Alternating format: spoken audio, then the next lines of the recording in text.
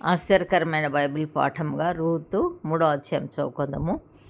ఆమె అత్తయ్యైన నయోమి, నా కుమారి, నీకు మేలు కలుగునట్లు నేను నీ కొరకు విశ్రాంతి విచారింపవలసిన దానను గదా.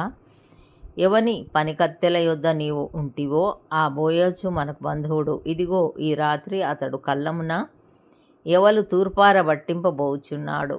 నీవు స్నానం చేసి తైలం రాచుకొని నీ బట్టలు కట్టుకొని ఆ కళ్ళంనకు వెళ్ళుము. అతడు అన్నపానములు పుచ్చుకొనుట చాలించు వరకు నీవు అతనికి మరుగైయుండుము.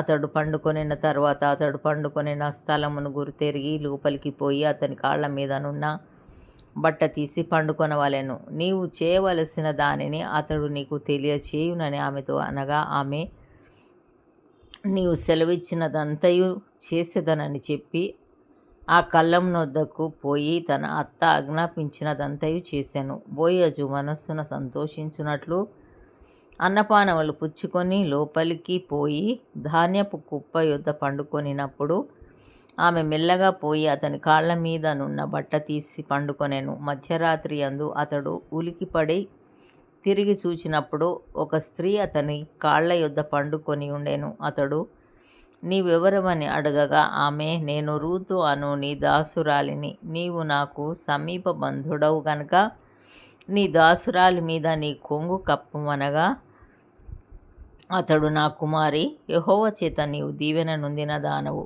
కొద్దివారినే గాని గొప్పవారినే గాని యవనస్తులను నీవు వెంబడింపక యుండుట వలన నీ మునుపటి సత్ప్రవర్తన కంటే వెనుకటి సత్ప్రవర్తన మరి ఎక్కువైనది.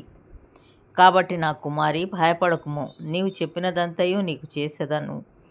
నీవు రాలవని నా జనులందరూ ఎరుగుదురు. నేను నిన్ను విడిపింపగలవాడనను మాట వాస్తవమే. అయితే నీకు నాకంటే సమీపమైన బంధువుడొకడున్నాడు.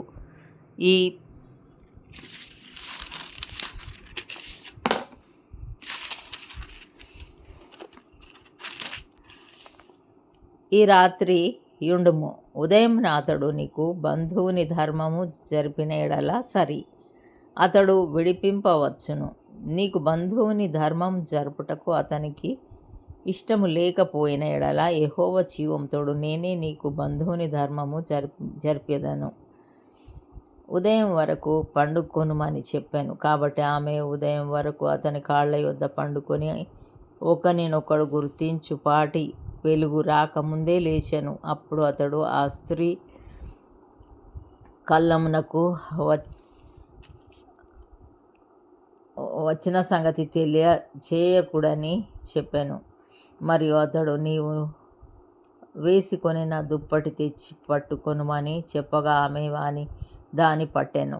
అతడు 6 కొలల యవలను కొలిచి ఆమె భుజం మీద నుంచగా ఆమె పురములోనికి వెళ్ళెను. ఆమె తన అత్త ఇంటికి వచ్చినప్పుడు, అత్త, నా కుమారి, నీ పని ఎట్లు జరిగినని అడగగా ఆమె ఆ మనుష్యుడు తనకు చేసినదంతయు తెలియజేసి, నీవు వట్టి చేతులతో నీ అత్త ఇంటికి పోవద్దని చెప్పి అతడు ఈ 6 కొలల యవలను నాకిచ్చెననెను.